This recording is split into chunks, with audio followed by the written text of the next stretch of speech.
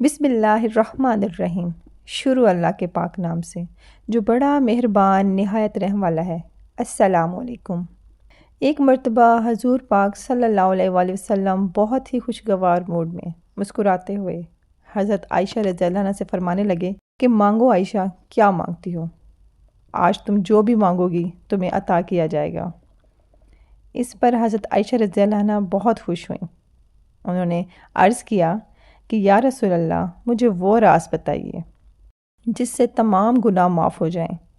حضور پاک صلی اللہ علیہ وآلہ وسلم نے فرمایا، وہ راز یہ ہے کہ جب کوئی مومن کسی دوسرے مومن کی کانٹا چبھنے کے برابر تکلیف کو دور کرتا ہے تو اللہ اس کے تمام گناہ معاف فرما دیتے ہیں اور جنت میں اسے اعلیٰ درجہ ملے گا۔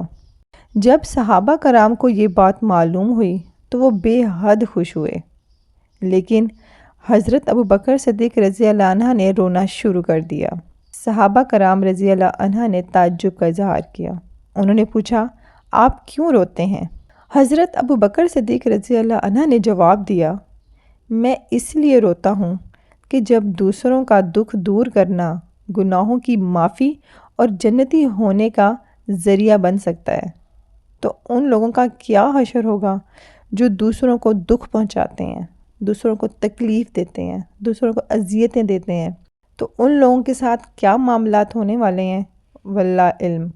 یعنی کہ ہماری ایک چھوٹی سی نیکی، ہمارا ایک چھوٹا سا عمل، بظاہر ہم اس کو اتنی بڑی نیکی کنسیڈر نہیں کرتے، لیکن وہ اللہ کے ہاں اتنی مقبول ہے، اللہ تعالیٰ اس کو اتنا پسند فرماتے ہیں کہ اللہ تعالیٰ اس کی زندگی کے تمام گناہوں کو مٹا دیتے ہیں اور اللہ پاک اس کو جنت جیسا اعلیٰ مقام عطا کرتے ہیں۔